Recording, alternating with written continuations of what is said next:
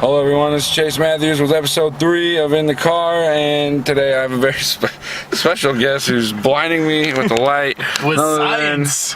Mr. PWI Centerfold. Oh, God, I'm not What were you then? Superstar, rising superstar? I had a blurb. Something like that. John Campbell, the gentleman, John Campbell. Hello. I keep pronouncing your name wrong. It's Campbell.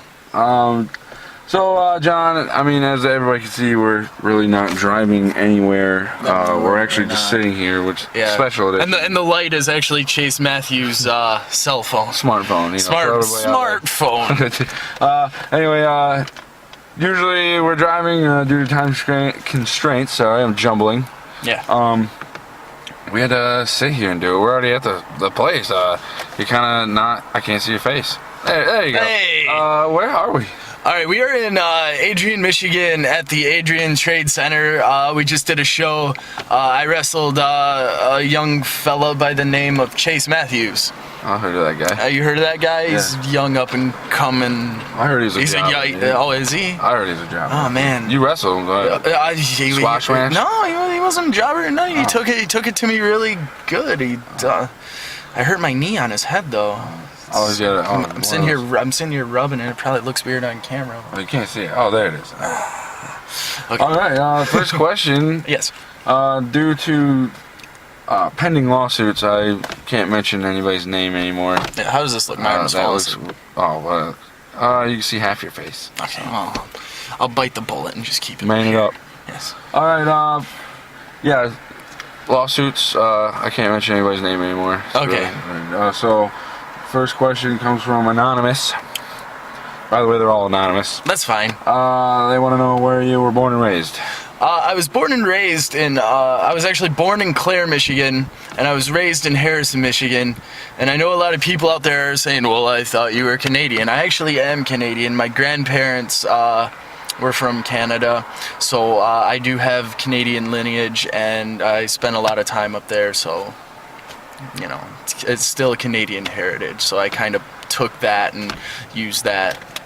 Makes sense. Question number 2. When did you become interested in wrestling? I was about 3 or 4. I went over to my cousin's house, and I'll never forget this. It was Tito Santana versus... see, I don't like the word jobber. You used that earlier.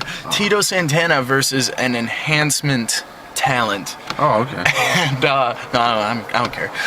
And that was my first actual, where I got to see wrestling, and I would always beg to go back over there because they were always watching wrestling. My cousins were older than I was, and I would beg my parents to take me to the video rental store so I can rent the tapes. I must have saw the tapes they had there about 10 times each, and ever since that young age of 3 or 4, just wrestling's been the biggest part of my life. So. All right. Question number 3. Yes. Who were your heroes growing up in wrestling? You're gonna call me a mark, but then again, what is a mark? We're all marks. If you're not a mark, then you would have never became a wrestler. By the way, it's gonna say mark alert right here. Is it? Because you just said that. That's cool. Right. I would say Hulk Hogan, Ultimate Warrior, later on, Bret Hart, Shawn Michaels, Sting, but the one that stuck out to me and is still a hero of mine to this day is Rowdy Roddy Piper. Oh my God. Rowdy Piper. And I actually had the pleasure of meeting him a couple years ago in Wisconsin, and I actually got to eat birthday cake with him. It was his birthday. Awesome. Yeah. Awesome.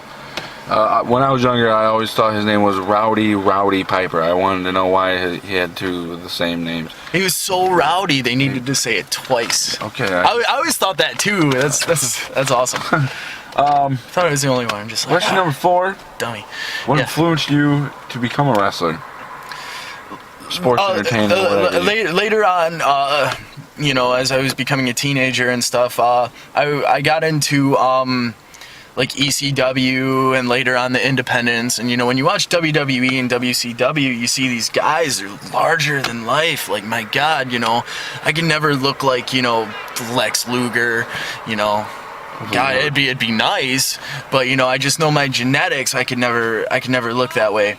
But then I started watching ECW and Independence, and a lot of ECW guys, even on that scale, they just looked like normal guys. Like the Sandman looked like your uncle, or at least he looked like my uncle. And my uncle's a drunk, And so I would watch those guys, and they just looked like regular people, but they're holy crap, they're doing all this awesome stuff. Same on the Independence. And so that it was kind of when I seen that, it went from something I wanted to do to something that I could do. Drink beer and smash a can over your head and that kind of stuff? I don't know and drink beer, but get me like some I don't know, give me some Coke Zero and we're good. Coke Zero, not Coke. I'm on a diet. All right. I heard that. I heard any kind of pop's bad for you anyway. Well, that's debatable. Show me a study. I don't have time to do that. 15-minute video. Remember? Yes. Question number 5. Who trained you? Electric Eric Freedom at the Electric Company in Cadillac, Michigan. Was that a shout out to that man himself? Yes, it was. Feel free to throw in shout outs as well. I want to shout out to Eric Freedom, because without him, I wouldn't be living this zany dream. All right. Question number 6. How many years have you been active? 5. This will be my 6th year. Sweet. Any big time accomplishments that you've had within those 5 years? I'd probably say being mentioned in Pro Wrestling Illustrated. They did an article about me. I would have to say that was the biggest accomplishment. But other than that, just wrestling promotions having enough faith in me to put me on their shows is as an accomplishment, and to have them actually reward my hard work with titles and stuff. Like, I know titles, a lot of people out there are like, titles don't matter, but that shows that a promoter or a wrestling company puts enough stock in you to think that you can carry the ball as one of their flagship guys. So it still means a lot. Nice. All right. Question number 7. What was your hardest match ever? Opponent wise, stipulation wise? I'd say Chase Matthews has the hardest head. I need him in the head earlier tonight, and my knee is killing me. Thanks. So I'd say you have the hardest head. Stipulation wise, there was a 6-man tag team trash can match. It was down in the New Wave Wrestling Alliance down in I believe it was Lake Station, Indiana. And that was just a big. It wasn't the wrestlers were bad. It was just a big cluster. None of us really. After about 10 minutes, we're just like, well, this is broken down. Everybody, let's just get in the ring and beat each other up. 10 more minutes. You had to go 20 minutes with that stipulation? That's crazy. Yep. I wish I had that match. If anybody out there watching has that match, I would love to see it. Question number 8. Where's the furthest you've ever traveled to work a show? Wisconsin.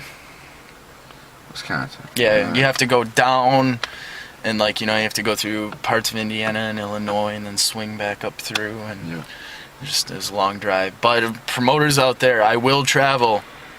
If you would like to book me and you're in Arkansas, don't hesitate. I will travel. Question number 9. We're almost about to wrap this up. Where did you come up with your name, which obviously is your real name? Why did you choose your legit name? For a variety of reasons, actually. Man, you hear that? I do hear that. Okay, it's gone. For a variety of reasons. Growing up, I was always more apt to like guys who I thought were more real people than a character. Guys like, even though it's not his real name, I hate to break it to everybody, but like Shawn Michaels, that could be his real name. Roddy Piper, that could be his real name. Oh no. They seemed like, instead of a guy by the name of sorry if this is anybody's name out there, but Rapid Fire, you know what I mean? it's hard to get behind somebody that has like a name like that, you know. At least when I was younger, from a fan's point of view. Let's just throw that out there, from a fan's point of view when I was younger. So that's why I chose my real name.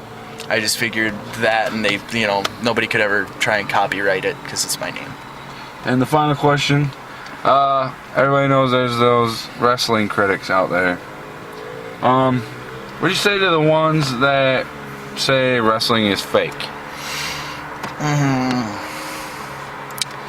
I just tell them to look at my medical records.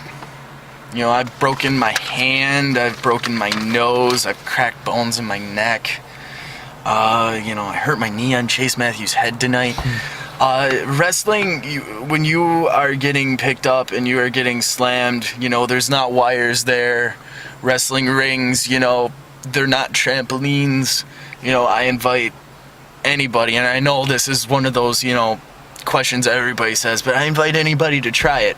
There's two things everybody in the world thinks that they can do. Everybody in the world thinks that they can sing. American Idol has proven that. And everybody thinks they can be a professional wrestler, and professional wrestling school proves that.